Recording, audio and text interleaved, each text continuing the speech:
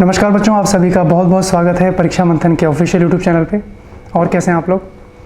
So guys, जैसे कि मैंने आपको बताया हुआ है कि जो महाद्वीप कॉन्टिनेंट की जो सीरीज़ चल रही है उसी के समानांतर हम लोग टॉपिक्स को भी लेके चल रहे हैं, जिसमें से आज आपका एक टॉपिक रहेगा ग्लोब, अक्षांश और देशांतर। यानी ग्लोब के ऊपर अक्षांश रेखाएँ और देशांतर रेखाओं का क्या कंसेप्ट है, इसको हम लोग जानेंगे। इसके साथ में कई बार परीक्षा में ये भी देखने को बना है कि जो देशांतर रेखाएं हैं उनसे संबंधित कुछ न्यूमेरिकल क्वेश्चंस भी देखने को आ जाते हैं। पहले कंसेप्ट को अच्छे से जान लेते हैं, फिर नंबर ऑफ क्वेश्चंस को भी हम लोग देख लेंगे किस तरीके से है, ठीक है।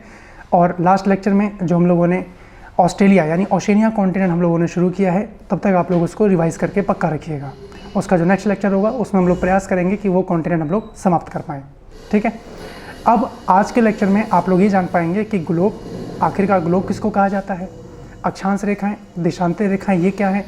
जो बच्चे जानते हैं बहुत अच्छी बात है, इसको आप लोग अलर्ट होके सारी चीज़ों को समझते चलिएगा, और जो नहीं जान रहे हैं वो और ज़्यादा अलर्ट होके समझिएगा, ठीक है। चलिए शुरू करते हैं। देखिए यहाँ पे तीन शब्द आप लोग देख पा रहे हैं, ग्लोब, अक्षांश और देशांतर। तीन शब्द देख पा रहे हैं। अगर हम लोग ग्लोब की बात करें कि आखिरकार ग्लोब कहते किसको हैं, आप लोग डायग्राम बनाते हुए इसको अपने नोट में नोट करते चलिएगा।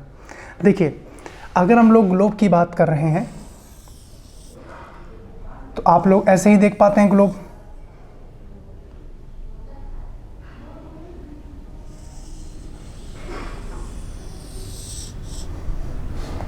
कुछ इसी तरीके से ग्लोब रहता है आप लोगों के पास,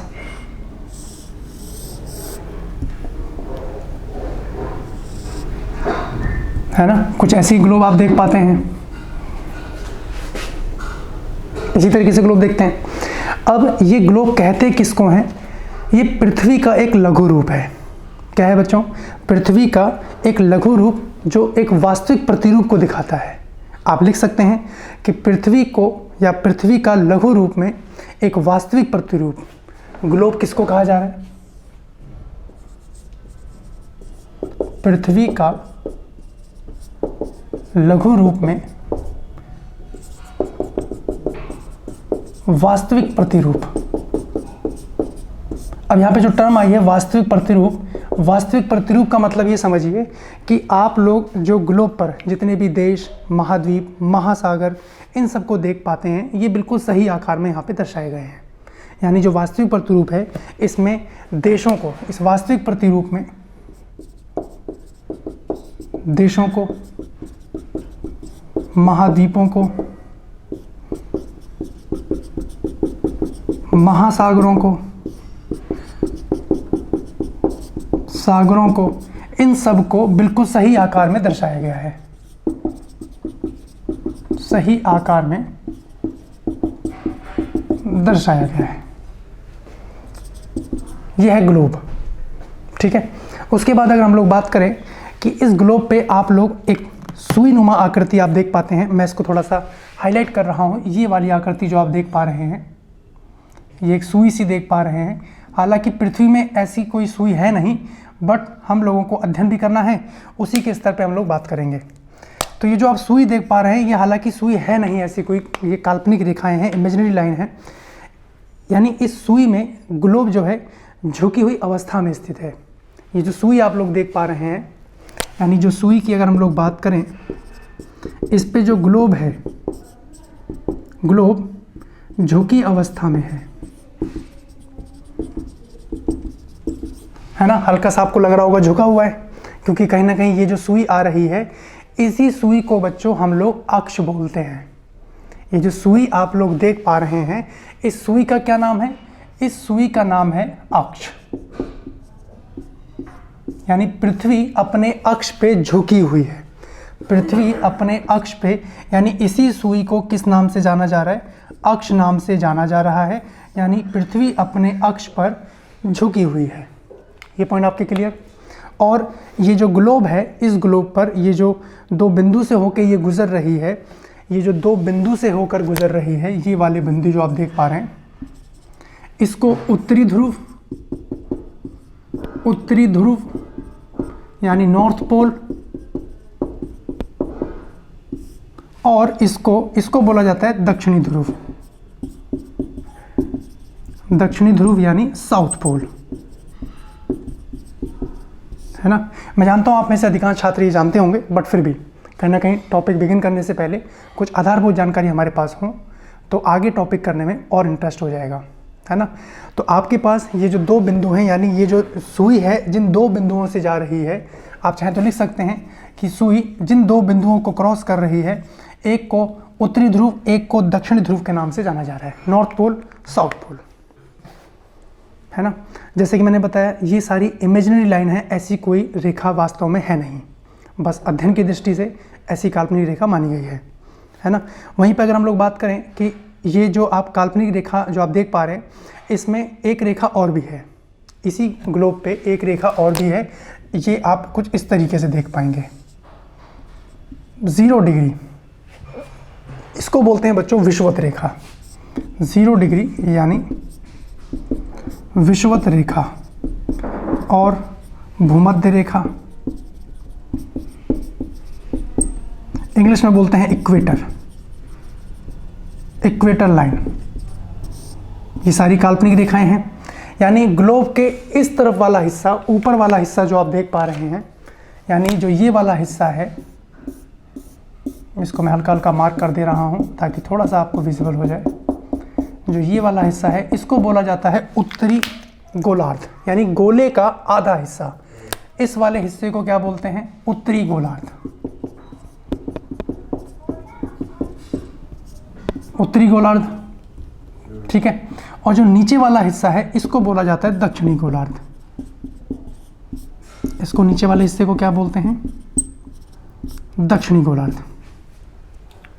क्लियर यहां तक? यानी पृथ्वी के जो उत्तर का जो आधा भाग है उसको उत्तरी गोलार्ध के नाम से जानते हैं और पृथ्वी के दक्षिण के आधे भाग को दक्षिणी गोलार्ध के नाम से जानते हैं। आप इसको इस तरीके से लैंग्वेज में लिख सकते हैं। वहीं पर अगर हम लोग विषुवत वृत्त की बात करें, विषुवत रेखा की बात करें, तो ये ध्रुवों तक अगर हम बात करें तो ये सभी पर समानांतर जाती हैं। यानी अगर हम देखते रहें तो ये कुछ इस तरीके से ये समानांतर चल रही हैं, है ना। ये ध्रुवों तक समानांतर जा रही हैं। ये जो इन रेखाओं को बोलते हैं अक्षांश रेखा। ये जो रेखा समानांतर जा रही हैं इनको बोलते हैं अक्षांश रेखा। अक्षांश रेखा ये कैसी हैं? ये समानांतर हैं, पैरेलल चल रही हैं, समांतर रेखाएं हैं। इनको अक्षांश रेखाओं के नाम से जाना जाता है। और अक्षांश रेखाओं को बच्चों अंश में मापा जाता है, कोण में मापा जाता है। कैसे मापा जाता है ध्यान रखिएगा। मैं इसको इरेज कर रहा हूँ, इसका स्क्रीनशॉट लीजिए।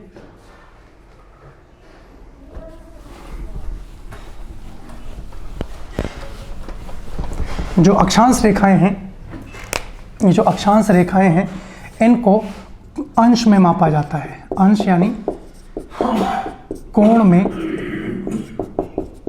मापा जाता है। पहला पॉइंट, इनको कोण में मापा जाता है। यहीं पे आप लोग देखेंगे कि विषुवत वृत्त की अगर हम लोग बात करें, जो विषुवत रेखा है उसको 0 डिग्री के नाम से जाना जा रहा है। लिखिएगा आप लोग, यानी विषुवत रेखा, जो विषुवत रेखा है ये 0 डिग्री है। उसी के साथ हम लोग उत्तरी ध्रुव की बात करें, यहाँ पे भी तो कहीं ना कहीं ये रेखा आके मिल रही होगी, ये समानांतर जो चल रही है, तो यहाँ पे भी एक पॉइंट बना होगा। तो ये जो उत्तरी ध्रुव है इसको 90 डिग्री अंश के रूप में मापते हैं। क्या है? उत्तरी ध्रुव 90 डिग्री और दक्षिणी ध्रुव जिसको 90 डिग्री, यानी इतने डिग्री रेखाओं पे इसको मापा जा रहा है। यहाँ तक के पॉइंट क्लियर? यानी अगर हम लोग बात करें कि इस विषुवत रेखा के ऊपर जो अक्षांश रेखाएं हैं इसको उत्तरी अक्षांश के नाम से जानते हैं। यानी उत्तरी ध्रुव की तरफ जब हम बढ़ रहे हैं, उत्तरी गोलार्ध की तरफ जब हम लोग बढ़ रहे हैं तो इसको उत्तरी अक्षांश के नाम से जाना जाता है। इंग्लिश में बोलते हैं लैटिट्यूड लाइन्स, है ना, मतलब लेटी हुई रेखाएं, ऐसे यू गैस कैन रिमेंबर। उसके बाद जो दक्षिणी ध्रुव की तरफ, दक्षिणी गोलार्ध की तरफ जब हम लोग बढ़ रहे हैं तो इसको दक्षिणी अक्षांश के नाम से जाना जाता है। किस नाम से जान रहे हैं? दक्षिणी अक्षांश के नाम से इसको जाना जा रहा है। ठीक है, ये ग्लोब पे सारी चीज़ें हो रही हैं, ग्लोब के अंतर्गत सारी चीज़ें हो रही हैं। यहीं पर अगर हम लोग बात करें, अगर हम लोग एक उदाहरण के रूप में अगर लें तो ये जो अक्षांश रेखाएं हैं आप देख पाएंगे, जैसे मैंने कहा कि ये 23.5 डिग्री कर्क रेखा है, ठीक है, और ये 23.5 डिग्री मकर रेखा है। इनसे तो आप लोग परिचित हो ही गए हैं, इन पे आप लोग परिचित हो ही गए हैं। यहीं पे अगर हम लोग बात करें तो भारत 23.5 डिग्री, यानी भारत कहीं ना कहीं यहीं पे है, भारत कहीं ना कहीं यहीं पे बना हुआ है कुछ इस तरीके से, है ना। और भारत में एक लोकेशन है महाराष्ट्र, यानी ये आपका 23.5 डिग्री, उसके और नीचे आएंगे तो कहीं ना कहीं यहाँ पे 20 डिग्री होगा। ये रेखा भी कहीं ना कहीं यहाँ से होते हुए जा रही होगी, ध्यान से समझिए, ऐसे ही प्रश्न परीक्षा में आते हैं। महाराष्ट्र में एक जगह है चंद्रपुर, जो 20 डिग्री उत्तरी अक्षांश पे है। मैंने क्या कहा, महाराष्ट्र में एक जगह है चंद्रपुर, महाराष्ट्र में एक जगह है चंद्रपुर जो 20 डिग्री उत्तरी अक्षांश पे है, 20 डिग्री उत्तरी अक्षांश पे है चंद्रपुर। उसी तरीके से हम लोग अगर साउथ अमेरिका कॉन्टिनेंट की तरफ मूव करें तो आप लोगों ने साउथ अमेरिका कॉन्टिनेंट पढ़ा है, दक्षिण अमेरिका महाद्वीप, वहाँ पे एक देश के बारे में आपने पढ़ा है जो साउथ अमेरिका का सबसे बड़ा देश ब्राज़ील। तो ब्राज़ील में एक क्षेत्र आप लोगों ने पढ़ा था बेलो हॉरिजॉन्टे, पढ़ा था आप लोगों ने, ये 20 डिग्री दक्षिणी अक्षांश पे है ना। आपने जो साउथ अमेरिका कॉन्टिनेंट पढ़ा, अगर मैं 20 डिग्री कहीं यहाँ पे ले जाऊँ तो ब्राज़ील, अगर मैं साउथ अमेरिका कॉन्टिनेंट की बात कर रहा हूँ तो कहीं ना कहीं कुछ ऐसे बना हुआ था, ऐसे ही पढ़ा था ना आप लोगों ने। तो ब्राज़ील पे 20 डिग्री पे ब्राज़ील में जो 20 डिग्री दक्षिणी अक्षांश पे क्षेत्र है उसका नाम है बेलो हॉरिजॉन्टे। क्या नाम है? बेलो हॉरिजॉन्टे। ये 20 डिग्री दक्षिणी अक्षांश पे है, दक्षिणी अक्षांश, है ना। तो आप देख पाइएगा कि 20 डिग्री उत्तरी अक्षांश और 20 डिग्री दक्षिणी अक्षांश जो है दक्षिणी ध्रुव के अंतर्गत जो स्थित है, कहीं ना कहीं जैसे जैसे हम लोग विषुवत रेखा से दूर जाते रहेंगे अक्षांशों का आकार भी घटता बढ़ता रहेगा। यहाँ पे आप ये चीज़ जान पाएँ कि 20 डिग्री अगर अक्षांश की बात कर रहे हैं 0 डिग्री से नीचे आने की तरफ, तो ये विषुवत रेखा से कहीं ना कहीं दूर हो रहा है और विषुवत रेखा से कहीं ना कहीं नज़दीक भी है ना। ये भी चीज़ आपको देखनी है। अब यहाँ पे एक चीज़ समझिए, जो आपको अक्षांश रेखा के बारे में जानना है, जो महत्वपूर्ण अक्षांश रेखाएं हैं उसके बारे में अगर हम लोग बात करें तो आप एक चीज़ तो ये जान पाए, पहले इसका स्क्रीनशॉट लीजिए आप लोग। एक रेखा तो हम लोग यहाँ पे देख पाए कि 0 डिग्री आपका विषुवत रेखा है। यहाँ पे हम लोग, आप छोटा सा हेडिंग दीजिएगा इसके अंतर्गत, महत्वपूर्ण अक्षांश या समानांतर रेखाएं, हेडिंग दीजिएगा महत्वपूर्ण अक्षांश या समानांतर रेखाएं। समानांतर रेखाएं, सबसे पहली रेखा तो आप लोग जान ही गए हैं 0 डिग्री विषुवत रेखा। 3 रेखाओं के बारे में हम लोगों ने चर्चा कर ही ली है। मैंने क्या कहा? विषुवत रेखा,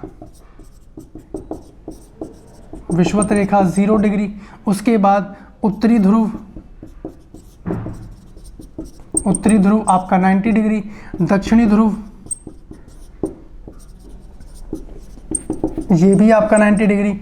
हमने जो ये कर्क रेखा पढ़ी, कर्क रेखा 23.5 डिग्री कहीं ना कहीं आपका उत्तरी ध्रुव, उत्तरी गोलार्ध की तरफ स्थित है।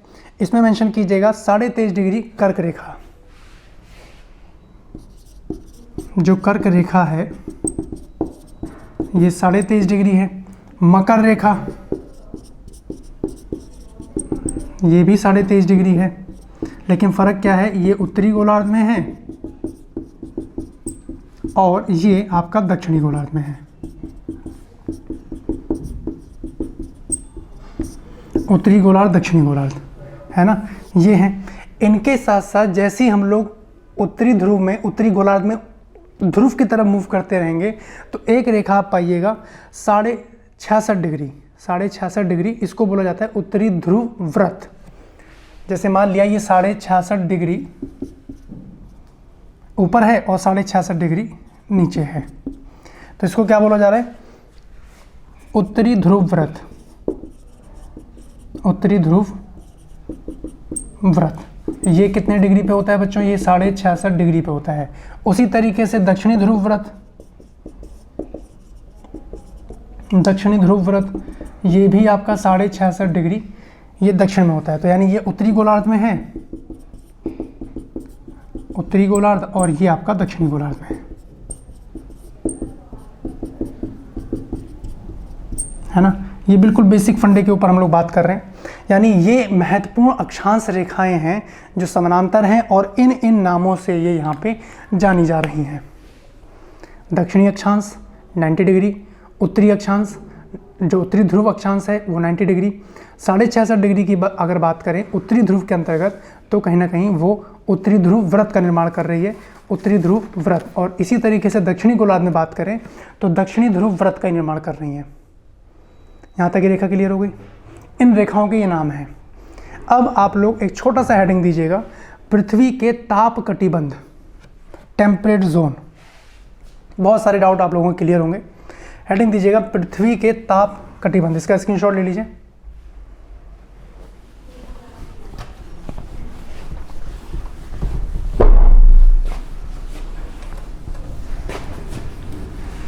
सभी नामों से आप परिचित हो चुके हैं ऑलमोस्ट।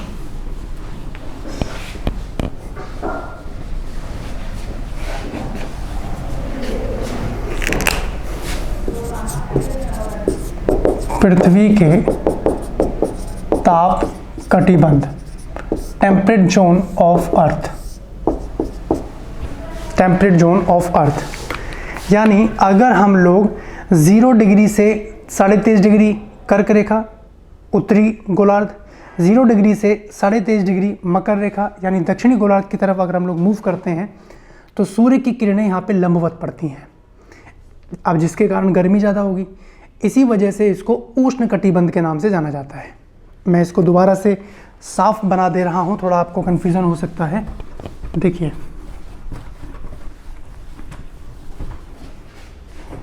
ध्यान से समझिएगा इसके अंतर्गत।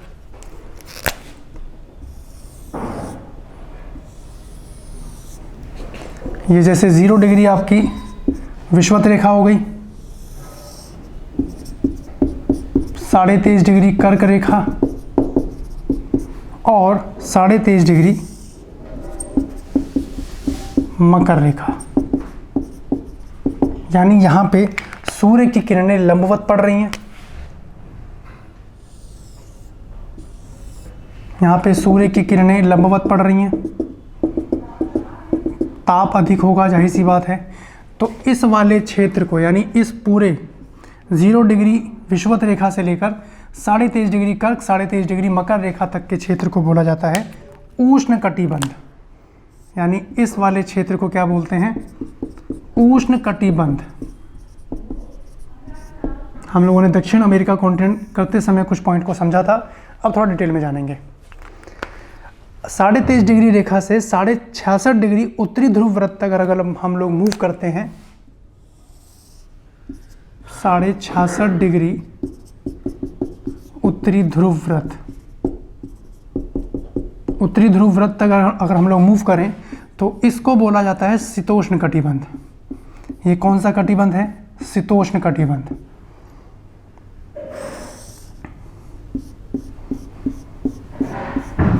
ये डायग्राम आप जरूर बनाइएगा।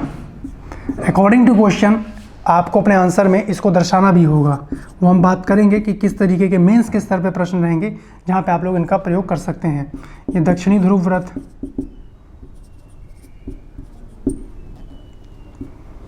दक्षिणी ध्रुव व्रत, ठीक है। यानी ये वाला जो जोन है इसको कहा जाता है शीतोष्ण कटिबंध। यानी सूर्य की किरणें लंबवत नहीं पहुंच पा रही हैं, ठंडा मौसम है, ठंडा इलाका है, बर्फबारी यहाँ पे हो रही है, जिसके चलते इसको बोला जाता है शीतोष्ण कटिबंध। यानी इन दोनों लोकेशन को किस नाम से जानते हैं? शीतोष्ण कटिबंध, ठीक है। अब उसके बाद जो ये वाला हिस्सा बच जाता है ऊपर वाला, अब यहाँ तो सूर्य की किरणें लगभग समाप्त ही हैं। जो ये वाला हिस्सा है जो ये वाला हिस्सा आप देख पा रहे हैं 66.5 डिग्री से ऊपर की तरफ, इसको बोला जाता है शीत कटिबंध, यानी 90 डिग्री उत्तरी अक्षांश, उत्तरी ध्रुव, और 90 डिग्री आपका दक्षिणी ध्रुव। 66.5 डिग्री से लेकर 90 डिग्री दक्षिणी ध्रुव, 66.5 डिग्री उत्तरी ध्रुव व्रत से लेकर 90 डिग्री उत्तरी ध्रुव व्रत तक के क्षेत्र को जाना जाता है किस नाम से बच्चों? शीत कटिबंध।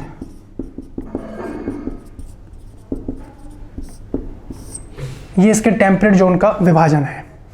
एक प्रश्न यूपीएससी में पूछा गया कि कौन से क्षेत्र में सदाबहार मौसम रहता है, बारिश होती है, बादल बनते हैं, कौन सा जोन होगा? उष्ण कटिबंध। क्योंकि कहीं ना कहीं धूप जब पड़ेगी, गर्मी जब बढ़ेगी तो समुद्र का जो पानी है वो वाष्प होके ऊपर जाएगा, वाष्पीकरण का, वेपोरेशन का काम होगा, बादलों का निर्माण होगा और अंततः वर्षा होगी, है ना। वर्षण की प्रक्रिया से संबंधित भी मेंस में प्रश्न देखने को आए हैं, उसके ऊपर हम लोग बात करेंगे। तो आप लोग यहाँ पे चाहे तो लिख सकते हैं कि उष्ण कटिबंध क्षेत्र किसको कहा जा रहा है? कि कर्क रेखा और मकर रेखा के बीच, इसी को लैंग्वेज देना है, कर्क रेखा और मकर रेखा के मध्य स्थित क्षेत्र को उष्ण कटिबंधीय क्षेत्र के नाम से जाना जाता है। क्योंकि सभी अक्षांशों पर, यानी यहाँ पे जितने भी अक्षांश हैं, ये जो अक्षांश बने हुए हैं, क्योंकि सभी अक्षांशों पर सूर्य की किरणें वर्ष भर में दोपहर में सिर पर एक बार अवश्य होती हैं, और इस क्षेत्र में सबसे अधिक ऊष्मा प्राप्त होती है।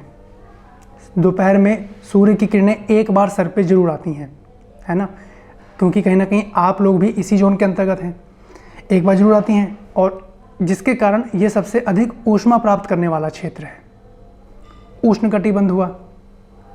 नेक्स्ट पॉइंट मेंशन कीजिएगा। अगर आपको लगे मैं तेज बोल दे रहा हूं तो वीडियो को रिवाइंड करके दोबारा नोट कर लीजिएगा, ठीक है। उसके बाद लिखिए कि कर्क और मकर रेखा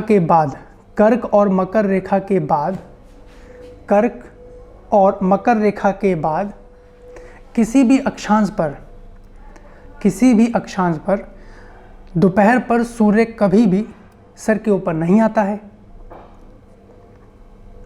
क्योंकि ध्रुव की तरफ सूर्य की किरणें तिरछी होती जाती हैं। कहीं ना कहीं अब ये जो सूर्य की किरणें जा रही हैं, अब ये तिरछी पड़ रही हैं, है ना, इस जोन में तिरछी होती जाती हैं। इस कारण यहाँ पे तापमान मध्यम होता है। इस क्षेत्र को किस नाम से जान रहे हैं? शीतोष्ण कटिबंध, यानी थोड़ा बहुत उष्ण तो है लेकिन शीत भी है, शीतोष्ण कटिबंध। क्लियर यहाँ तक? जहाँ पे ये रेखा कहाँ से कहाँ तक है? कर्क रेखा से उत्तरी ध्रुव व्रत और मकर रेखा से उत्तरी ध्रुव व्रत। आप इसी डायग्राम को लैंग्वेज दे रहे हैं आप, ठीक है। उसके बाद नेक्स्ट पॉइंट मेंशन कीजिएगा कि उत्तरी ध्रुव व्रत से लेकर उत्तरी ध्रुव तक और दक्षिणी ध्रुव व्रत से लेकर दक्षिणी ध्रुव तक सूर्य क्षितिज से ज़्यादा ऊपर नहीं जा पाता। क्षितिज से ज़्यादा ऊपर नहीं जा पाता। इस कारण ये ठंडा क्षेत्र रहता है, और जिसके चलते इसको शीत कटिबंध के नाम से जाना जाता है। शीत कटिबंध आप लोगों ने देखा होगा मैप में, जब हम अंटार्कटिका कॉन्टिनेंट, अंटार्कटिका महाद्वीप के बारे में पढ़ रहे होंगे तो कहीं ना कहीं इसी तरफ फैला हुआ है, शीत कटिबंध में है कि नहीं है? तो यहाँ पे आप ये पॉइंट ताप कटिबंध के संदर्भ में ध्यान रखिएगा। तो ये तो हुई थोड़ी अक्षांश रेखाओं के संदर्भ में बेसिक सी इन्फॉर्मेशन। कुछ हम लोग बात करेंगे देशांतर रेखाओं के संदर्भ में, ठीक है। देशांतर रेखाओं के आने से ये पता लगता है कि किन देशों के मध्य क्या अंतर है। नाम से पता चल रहा है देशांतर। अभी तक हमने जो जाना अक्षांश रेखाओं के बारे में, कुछ बेसिक बातों को जाना हम लोगों ने। अब यहीं पे अगर हम लोग देशांतर रेखाओं की बात करें तो यहीं से आप देख पाएंगे ये कुछ इस तरीके से यहाँ पे मूव हो रही हैं ऊपर से नीचे की तरफ आ रही हैं।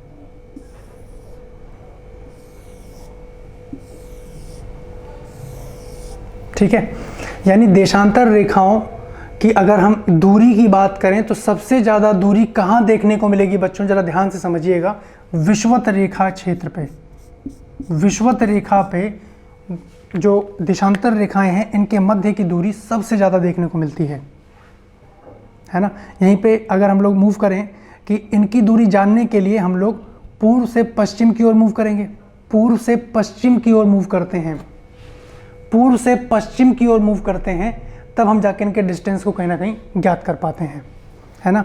यहीं पे अगर हम देशांतर को बात करें तो देशांतर को भी अंशों में मापा जाता है ना। आप आगे पढ़ेंगे चल के कि 82.5 डिग्री रेखा जो भारत के मध्य से गुजर रही है, वहीं से टाइम जोन का निर्धारण हो रहा है, ताकि हम बाकी के देशों के बीच अंतर को जान पाएँ। एक पॉइंट तो ये हुआ। और इनके संबंध में इनके जो बीच की दूरी है, आप जहाँ जान पाए कि विषुवत रेखा में सबसे ज़्यादा होती है, वहीं ऊपर की तरफ बढ़ने पर आप देख पाएंगे कि सब 90 डिग्री उत्तरी ध्रुव तक पहुँचते पहुँचते इनके मध्य की दूरी कम होती जाती है। ठीक है, देशांतर रेखाओं के मध्य दूरी को गोर नाम से जानते हैं। किस नाम से? बहुत इंपॉर्टेंट पॉइंट लिखिएगा। देशांतर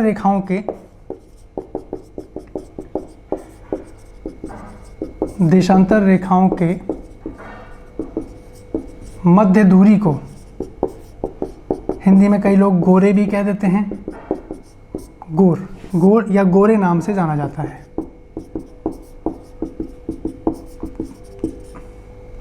देशांतर रेखाओं के मध्य दूरी को किस नाम से जान रहे हैं बच्चों? गोर नाम से जान रहे हैं। और ये ध्रुव की तरफ बढ़ते बढ़ते ये कम होती जाती हैं। देशांतर रेखा पे, विषुवत रेखा पे इनके मध्य दूरी सर्वाधिक होती है। ये पॉइंट आप लोग मेंशन कर लीजिएगा। ठीक है, अब होता क्या था कि जब देशों के मध्य अंतर होने लगा तो टाइम का भी फर्क देखने को मिलने लगा।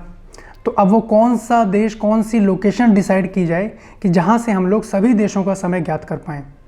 तब फाइनली सभी देशों ने मिलकर एक लोकेशन, एक जगह डिसाइड की जिसको ग्रीनिच के नाम से जाना जाता है ना। तो अब यहाँ पे मेंशन करेंगे कि सभी देशों ने, आप लिखेंगे कि सभी देशांतर रेखाओं की लंबाई समान होती है और सिर्फ मुख्य संख्याओं में इनको व्यक्त करना कठिन हो जाता है।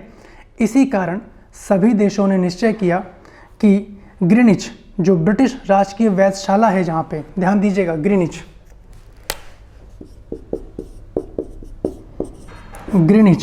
यहाँ पे ब्रिटिश राजकीय वेधशाला है। क्या है? ब्रिटिश राजकीय वेधशाला। और ये कहाँ पड़ती है बच्चों ग्रीनिच? ये लाइन लंदन में पड़ती है, ये लाइन लंदन में पड़ती है। 0 डिग्री ये जो रेखा आ रही है ये 0 डिग्री है। फिर 1 2 3 4 करते करते ये रेखाएं आगे जा रही हैं और ये रेखाएं आगे जा रही हैं। यानी अगर मैं यहाँ पे एक सेंटर लाइन डालूँ, आप ध्यान से समझिएगा, यहाँ पे अगर मैंने एक सेंटर लाइन डाली तो इस 0 डिग्री सेंटर से इस तरफ का हिस्सा कहलाएगा पूर्वी देशांतर। किस नाम से जाना जाएगा? पूर्वी देशांतर। यानी इस 0 डिग्री से इधर का हिस्सा जाना जाएगा पूर्वी देशांतर नाम से, और इसी 0 डिग्री के पश्चिम की तरफ का हिस्सा जाना जाएगा पश्चिमी देशांतर नाम से। 0 डिग्री देशांतर रेखा से पूर्व की तरफ मूव करेंगे तो पूर्वी देशांतर, 0 डिग्री से पश्चिम की तरफ मूव करेंगे तो पश्चिमी देशांतर। तो फाइनली यही डिसाइड हुआ कि जो इस ग्रीनिच से जो रेखा पूर्व की तरफ जाएगी उसको पूर्वी और पश्चिम की तरफ पश्चिमी देशांतर के नाम से जाना जाएगा। ठीक है, यानी इसकी गिनती पूर्व से पश्चिम की तरफ होगी, पूर्व से पश्चिम की तरफ इनकी गिनती की जाएगी। यहाँ पे आप लोग नाम जान ही गए हैं कि क्या क्या नाम है। और देखिए, जैसे ये जो बीच में आप ये ब्लॉक देख पा रहे हैं, प्रत्येक ब्लॉक को ग्रिड नाम से जाना जाता है। यानी ये जो एक ब्लॉक बना, मैं इस ब्लॉक को हाईलाइट कर दे रहा हूँ, ये जो एक ब्लॉक बना है, ऐसे ही एक ब्लॉक ये भी बना, ये भी बना। इन पर्टिकुलर ब्लॉक को ग्रिड नाम से जानते हैं, इन पर्टिकुलर ब्लॉक को ग्रिड नाम से जाना जाता है। और यहीं पे अगर हम लोग बात करें कि देशांतर रेखाओं की संख्या कितनी है आखिरकार, तो 180 डिग्री इधर, 180 डिग्री इधर, टोटल कितनी हो गई? 360, यानी पश्चिम में 180 डिग्री है और पूर्व में 180 डिग्री है। तो टोटल रेखाएं कितनी हो गई हैं? 360 डिग्री। यहाँ पे देशांतर रेखाओं के संदर्भ में सारी चीज़ें यहाँ पे वर्णित हैं। ठीक है, यहीं पे अगर हम लोग देशांतर और समय के संदर्भ में बात करें तो इसको समय का मापने का सबसे अच्छा साधन माना गया, क्योंकि पृथ्वी, चंद्रमा, ये सब, ये जो ग्रह हैं ये आपस में एक दूसरे के परिक्रमण कर रहे हैं, परिभ्रमण कर रहे हैं। पृथ्वी सूर्य का परिक्रमण करती है, तो जो उपग्रह चंद्रमा है वो पृथ्वी का परिक्रमण कर रहा है। ये हम लोगों ने लास्ट लेक्चर में जाना था, पहले लेक्चर में, है ना। यहीं पे अगर हम लोग बात करें कि स्थानीय समय का अगर अनुमान लगाना हो कि किसी भी स्थान का समय कैसे होगा, कैसे निकाला जाएगा, तो सूर्य के आधार पर जो परछाई बन रही है उसको भी आधार बनाया जाता था। There were lot of points जो कहीं ना कहीं इतिहास में जिनको प्रयोग में लाया जाता था। यहीं पे दोपहर की बात करें तो परछाई सबसे कम है, और अगर यहीं पे मॉर्निंग और इवनिंग यानी सूर्योदय और सूर्यास्त की बात की जाए तो यहाँ पे परछाई की लंबाई सबसे ज़्यादा बनती है, लेकिन इसको तो आधार नहीं बनाया जा सकता, है ना। अब यहीं पे जो पृथ्वी है वो पश्चिम से पूर्व चक्कर लगा रही है। हमने 2 ग्रहों के ऊपर बात करी थी जो पूर्व से पश्चिम चक्कर लगाते हैं। कमेंट करके बताइएगा कौन से ग्रह हैं, है ना, कमेंट करके बताइएगा। लेकिन जो पृथ्वी है ये पश्चिम से पूर्व चक्कर, यानी पश्चिम से पूर्व की तरफ चक्कर लगाती है। किसके? सूर्य के। एक पॉइंट मेंशन कीजिएगा आप लोग।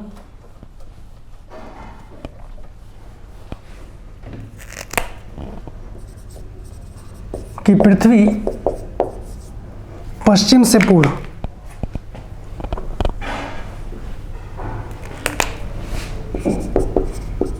पृथ्वी पश्चिम से पूर्व सूर्य के चक्कर लगाती है, सूर्य के चक्कर लगाती है ना। पश्चिम से पूर्व चक्कर लगाती है। इसी कारण यहाँ पे हम लोग इसको पूर्वी देशांतर बोल रहे हैं, इसको पश्चिमी देशांतर बोला जा रहा है, इस नाम से जाना जा रहा है। और ग्रीनिच जो है, ग्रीनिच जो लाइन जो लंदन से जा रही है, 0 डिग्री देशांतर रेखा है, ये पूर्व में जो समय है वो ग्रीनिच समय से आगे चला जाता है ना, और पश्चिम में पीछे हो जाता है। यही कारण है कि पूर्वी देशांतर में ग्रीनिच से समय आगे रहता है। पॉइंट नोट कीजिएगा, ये वाला बहुत इंपॉर्टेंट पॉइंट है।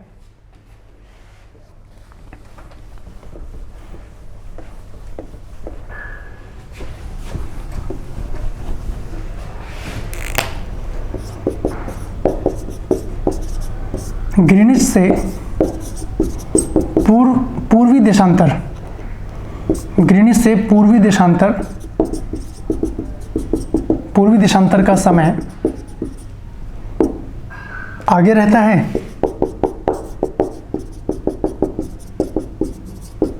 और पश्चिमी देशांतर का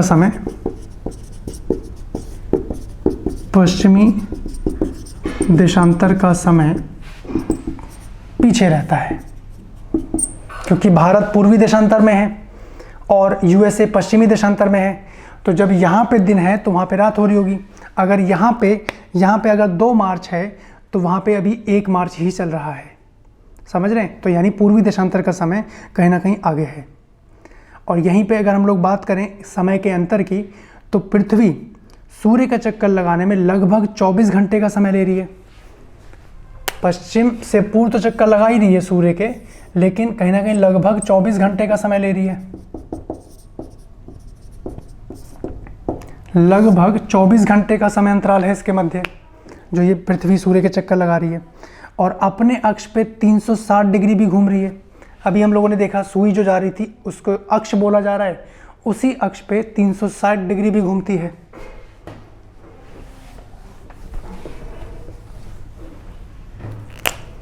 यानी पृथ्वी अपने अक्ष पर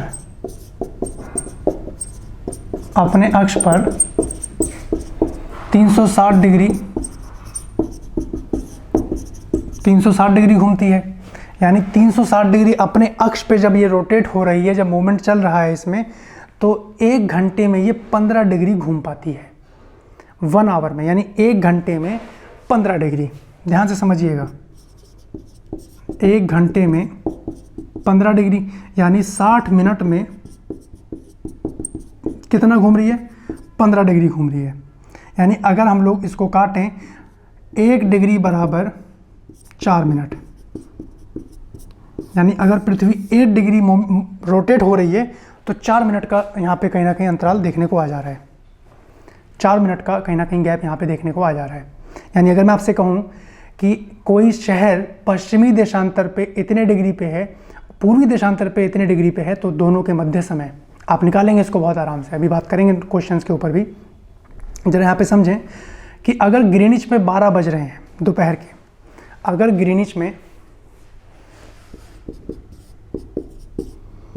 ग्रीनिच में दोपहर के 12 PM हो रहे हैं, और हमें पता है ये ग्रीनिच 0 डिग्री पे है ना, और यहीं से अगर हम लोग मूव हो जाएं 15 डिग्री आगे मूव हो जाएं, तो यानी 1 घंटे का समय आगे बढ़ गया, क्योंकि पूर्वी देशांतर का जो समय है वो ग्रीनिच से आगे है।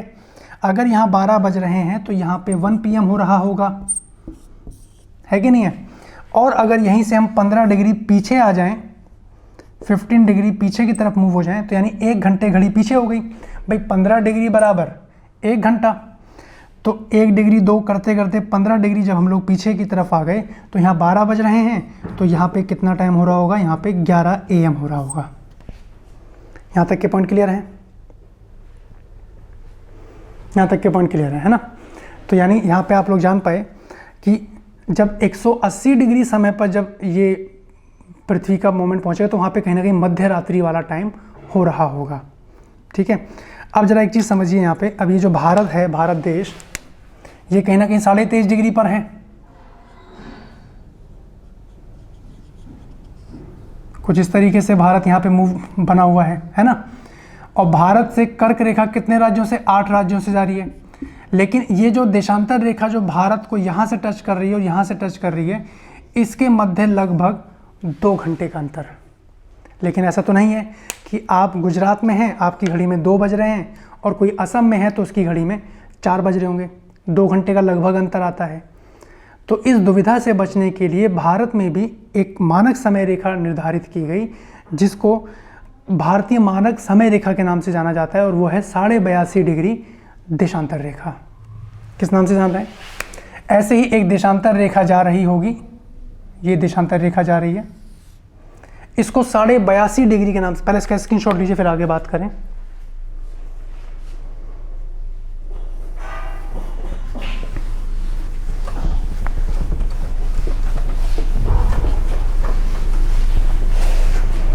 भारत मानक समय रेखा,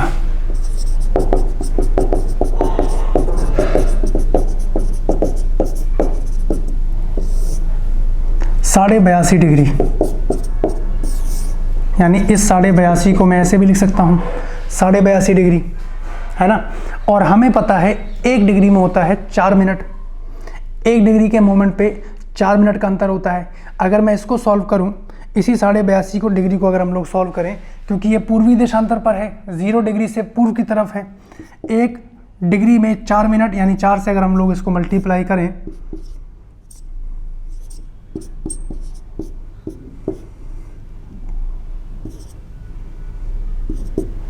कितना आ गया बच्चों?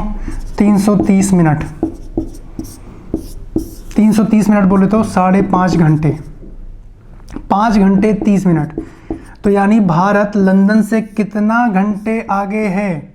5.5 घंटे आगे है, 5 घंटे 30 मिनट आगे है। ये आप ध्यान रखिएगा, है ना। तो इस वजह से ये रेखा जो है 82.5 डिग्री देशांतर रेखा, ये भारत के मानक समय रेखा मानी जा रही है, जहाँ से समय का निर्धारण हो रहा है। और 82.5 डिग्री रेखा से हमें ये पता चल पा रहा है कि भारत ग्रीनिच से 0 डिग्री से पूर्वी देशांतर में 5.5 मिनट, 5.5 घंटे आगे है, 5 घंटे 30 मिनट आगे। ये कैसे कैलकुलेट करके निकाला आपने देख लिया, क्योंकि 82.5 डिग्री है और 1 डिग्री में 4 मिनट, 1 डिग्री में 4 मिनट। तो उसके बाद अब आप लोग क्या कीजिएगा, इसको सॉल्व कर लीजिएगा कैलकुलेशन। 330 आ गया, तो ये हमने 4 मिनट ही तो लिया था, तो मिनट में आ गया 330 मिनट। और उसके बाद इसको हमने घंटे में तब्दील किया, तो 6 पंजे 30, क्योंकि 60 मिनट में 1 घंटा, तो 5 घंटे 30 मिनट भारत जो है ग्रीनिच रेखा से ये आगे निकल के आ रहा है। यहाँ तक क्लियर है? यहीं से कुछ न्यूमेरिकल क्वेश्चंस बनते हैं, उनको हम लोग करेंगे, उनको हम लोग समझेंगे बहुत डिटेल में। जरा इसका स्क्रीनशॉट ले लीजिए, फिर आगे बात की जाए।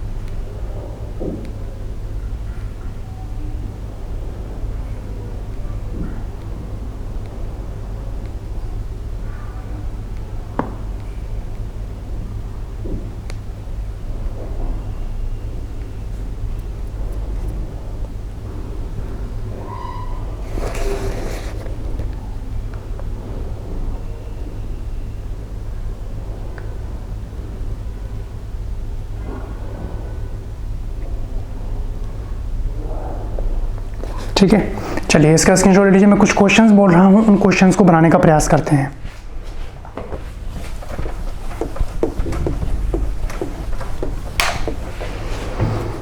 इसमें पहला प्रश्न लिखिएगा आप लोगों के प्रश्न में लेके आया हूँ। इसमें पहला प्रश्न लिखिएगा आप लोग कि शहर ए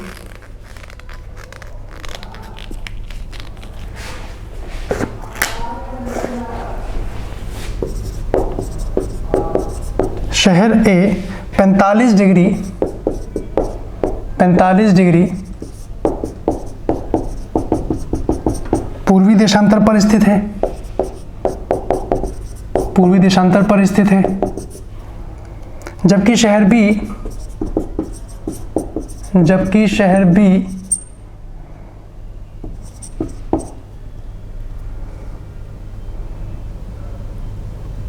80 डिग्री पूर्वी देशांतर पर है। 80 डिग्री पूर्वी देशांतर पर है, पूर्वी देशांतर पर स्थित है। यदि शहर ए में सुबह के 8 बजे हों तो शहर बी में कितना समय? तो शहर बी में कितना समय हो रहा है? बहुत इंपॉर्टेंट कि शहर ए में, ध्यान से समझिएगा और वीडियो पॉज करके आप लोग स्वयं इसको बनाने का प्रयास कीजिएगा। देखिए क्या बोला जा रहा है कि शहर ए जो है, शहर ए 45 डिग्री पूर्वी देशांतर में है, जबकि शहर बी ये 80 डिग्री पूर्वी देशांतर में है। तो यदि शहर ए में सुबह के 8 बजे हैं तो शहर बी में कितना समय हो रहा है? इसको आप लोग खुद बनाने का एक बार प्रयास करें, जैसे कि आप लोग इसके बारे में जान ही गए हैं।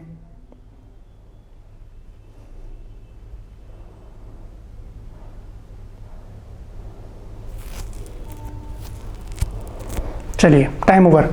अब जरा एक चीज समझिए, ऐसे सवालों को आप कैसे सॉल्व कीजिएगा, क्योंकि ऐसे न्यूमेरिकल क्वेश्चंस एग्जाम में देखने को बने हैं देशांतर रेखाओं से। तो यहाँ पे आपको कैसे सॉल्व करना है जरा उसको समझ लीजिए, फिर आगे का क्वेश्चन आप लोग खुद बनाइएगा। जैसे आपको पता लग गया कि 0 डिग्री ग्रीनिच रेखा है, आपको बोल रहा है पूर्वी देशांतर, आपको पता है कि पूर्वी देशांतर आगे ही है। तो जैसे ही हम लोग यहाँ से मूव हुए, यहाँ पे ही आ गए, कितना? 45 डिग्री। 45 डिग्री पूर्वी देशांतर पे शहर ए है। फिर आगे बढ़े, फिर क्या बोल रहा है? 80 डिग्री पूर्वी देशांतर, यानी 0 डिग्री से 80 डिग्री पर शहर बी है। ऐसे सॉल्व करना है, बिना किसी गलती के आपको आंसर निकाल लेना है। फिर क्या बोल रहा है? फिर एग्जामिनर क्वेश्चन में क्या बोल रहा है कि यदि शहर ए में सुबह के 8 बजे हैं, यानी अगर यहाँ पे सुबह के 8 AM हो रहे हैं तो यहाँ का टाइम बताइए, यही बोल रहा है। आप अगर देखिए, आपको इतना तो पता लग गया है कि 1 डिग्री में 4 मिनट का है मामला, क्योंकि 15 डिग्री बराबर है 1 घंटा। तो आपको क्या करना है, आप इनका पहले डिफरेंस निकाल लीजिए कि भाई 80 डिग्री और 45 डिग्री के मध्य कितना डिफरेंस है? 35 डिग्री। जब 35 डिग्री का डिफरेंस आ रहा है, 1 डिग्री में 4 मिनट का अंतर, तो 4 से गुणा कर दीजिए आप लोग। 140 मिनट। 140 मिनट कितने हो गए? यानी 2 घंटे 20 मिनट, 2 आवर 20 मिनट। यानी अगर यहाँ पे 8 बज रहे हैं तो यहाँ से घड़ी 2 घंटे आगे, 2 घंटे 20 मिनट आगे होगी। तो यहाँ कितना टाइम हो रहा होगा बच्चे? 10:20 का समय यहाँ पे हो रहा होगा। क्लियर है? आपसे यही पूछा गया था कि शहर बी में कितना समय। ध्यान दीजिएगा, आप पूर्वी देशांतर की तरफ मूव हुए हैं। पहले प्रश्न में आप लोगों से पूछा गया है कि पूर्वी देशांतर की तरफ आपका दोनों टाइम फ्रेम दिया हुआ है। शहर ए में 8 बज रहे हैं तो शहर बी में कितना बज रहा होगा? एक बार मैं फिर से बता दे रहा हूँ। इन दोनों के मध्य डिफरेंस निकाल लिया आप लोगों ने, जो कि 35 डिग्री का डिफरेंस है। 1 डिग्री में 4 मिनट, तो 35 डिग्री में कितने मिनट? 140 मिनट।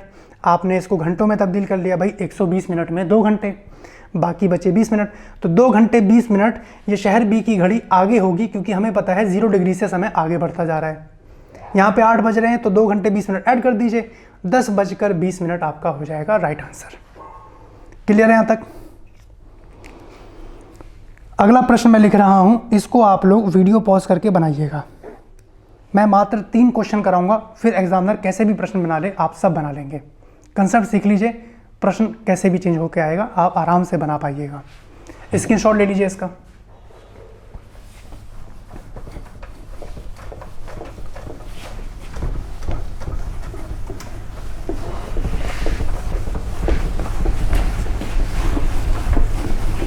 अगला प्रश्न देखिए, अगला प्रश्न क्या बोल रहा है, यदि शहर ए 20 डिग्री, यदि शहर ए 20 डिग्री पश्चिमी देशांतर, इस बार बोल रहा है पश्चिमी देशांतर,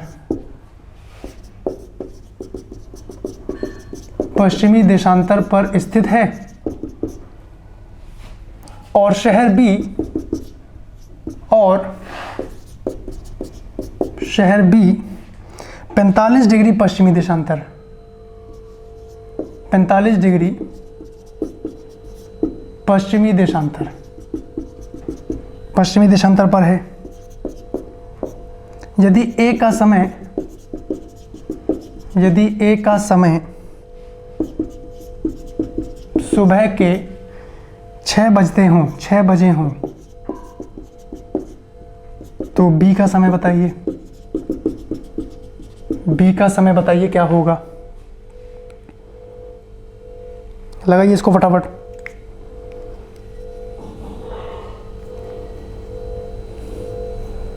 चलिए टाइम ओवर। आपने वीडियो पॉज करके बनाने का प्रयास किया, जिन बच्चों को सही आंसर आएगा वो मिला लीजिएगा, बिल्कुल सही जा रहे हैं आप लोग। जिनका नहीं आया समझ लीजिए कैसे हो रहा है, बहुत कठिन नहीं है, बहुत आसान है, बस सीखने के ऊपर है। आपको ऐसे ही सॉल्व करना है। 0 डिग्री ग्रीनिच बना लिया आपने, आप जानते हैं इधर पूर्वी देशांतर, इधर पश्चिमी देशांतर। क्वेश्चन क्या बोल रहा है, यदि शहर बी 20 डिग्री पश्चिमी देशांतर, यानी 0 डिग्री से 20 डिग्री, भाई 20 डिग्री पश्चिमी देशांतर पे शहर ए है, फिर बोल रहा है 45 डिग्री, तो 0 डिग्री से ही काउंट करना है हमें, तो 45 डिग्री इसको क्रॉस कर देगा, यानी 45 डिग्री पर शहर बी है। यदि शहर ए में सुबह के 6 बजे हों, यदि यहाँ पे 6 AM हो रहा है, तो थोड़ा अंदाज़ा लगाइए कि भाई जब हम पीछे जा रहे हैं तो समय तो कम होगा, यानी यहाँ 6 बज रहे हैं, तो ऐसा तो होगा नहीं कि यहाँ 7 बज रहे होंगे। Are you getting my point? उससे पहले का टाइम होगा। अब आप इसको कैसे सॉल्व कीजिएगा कि भाई इन दोनों के मध्य कितना डिफरेंस, 45 + 20 का डिफरेंस कितना है, 25, और 1 डिग्री में 4 मिनट, तो कितने हो गए, 100 मिनट। 100 मिनट बराबर होता है 1 घंटा, 1 आवर 40 मिनट। क्लियर है यहाँ तक? तो यानी 6 बजने में 1 घंटे 40 मिनट घड़ी पीछे कर दीजिए। जब आप 1 घंटे 40 मिनट घड़ी पीछे कर दीजिएगा, तो यहाँ पे समय क्या हो रहा होगा, 4:20। ये होगा आपका सही समय। समझ पाए इसको? जिनका 4:20 आया है, वेल डन, बहुत बढ़िया कर रहे हैं आप लोग। एक देखिए, आपने 2 प्रश्न समझे, जहाँ पे पूर्वी देशांतर की बात हो रही थी और जहाँ पे पश्चिमी देशांतर की बात हो रही थी। एक क्वेश्चन और मैं करा रहा हूँ कि जहाँ पे पूर्वी और पश्चिमी देशांतर की भी बात हो रही होगी, उसको कैसे अटेम्प्ट करना है उसको और जान लेते हैं। ठीक है, इसका स्क्रीनशॉट लीजिए, फिर आगे बढ़ा जाए।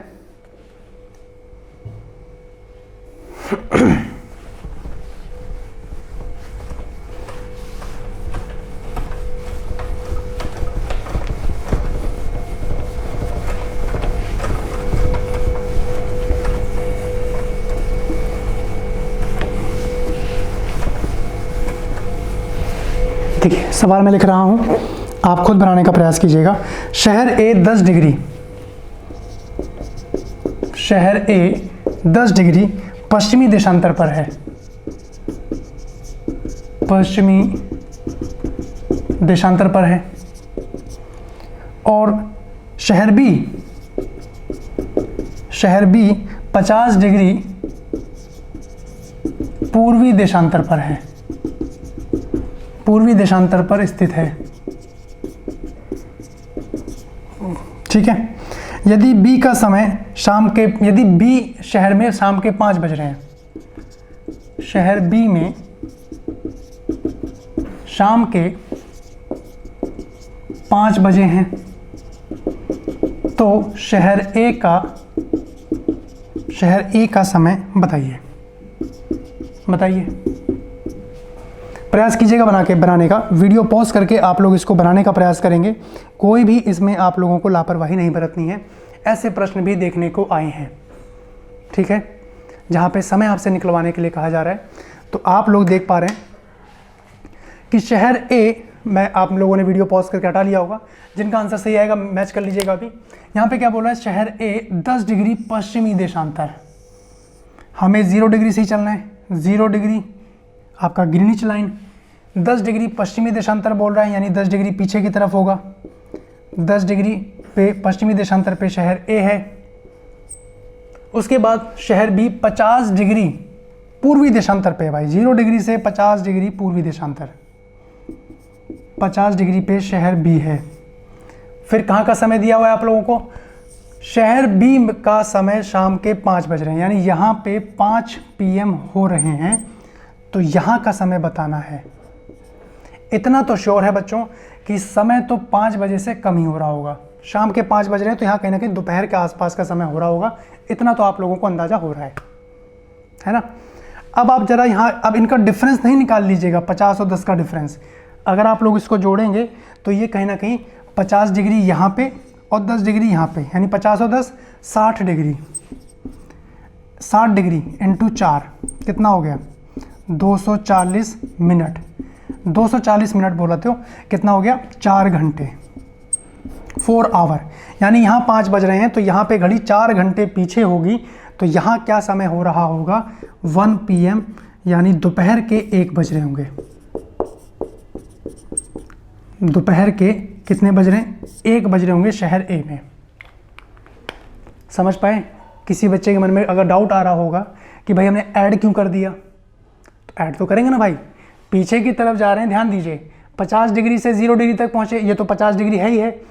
पश्चिमी देशांतर की तरफ हम लोग मूव हो गए हैं, तो 10 डिग्री ये भी तो लेंगे।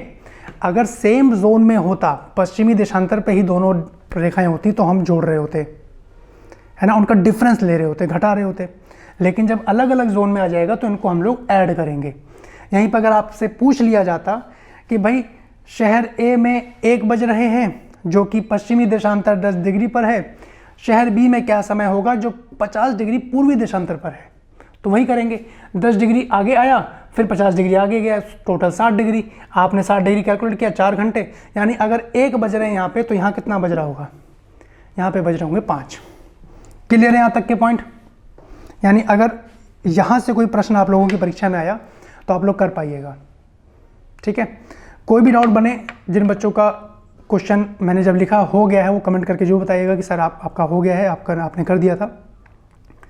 और नेक्स्ट लेक्चर में हम लोग बात करेंगे जो हमारा कॉन्टिनेंट चल रहा था, ओशिनिया कॉन्टिनेंट, यानी दोनों टॉपिक को मैं समानांतर लेके चलना चाह रहा हूँ, ताकि आप लोग दोनों में उसमें आपका टच बना रहे, ठीक है। क्योंकि परीक्षा का समय धीरे धीरे नज़दीक आता जा रहा है। आप लोग कमर कस लीजिए कि फर्स्ट अटैम्प्ट में आप लोगों को क्रैक करना है। अधिकांश छात्र मुझसे पूछते हैं कि क्या हम लोग फर्स्ट अटैम्प्ट में कर सकते हैं, वो भैया तो 4 साल से कर रहे हैं, नहीं हुआ। आप लोगों को किसी के कहने पे नहीं आना है भाई, वो कैसे तैयारी कर रहे हैं आप लोग नहीं जानते हैं। आप लोग कैसे तैयारी कर रहे हैं ये आप बहुत अच्छे से जानते हैं, है कि नहीं है। तो नेक्स्ट लेक्चर में हम लोग ओशिनिया कॉन्टिनेंट को समझेंगे, जहाँ पे हम लोगों ने फर्स्ट पार्ट के अंतर्गत काफ़ी चीज़ों को समझा, और ओशिनिया कॉन्टिनेंट भी आप लोगों का लगभग समाप्त हो जाएगा, ठीक है। चलिए नेक्स्ट लेक्चर में मुलाकात होगी आप लोगों से, तब तक के लिए बहुत बहुत धन्यवाद। अपना ख्याल रखिए, पढ़ाई करते रहिए, धन्यवाद।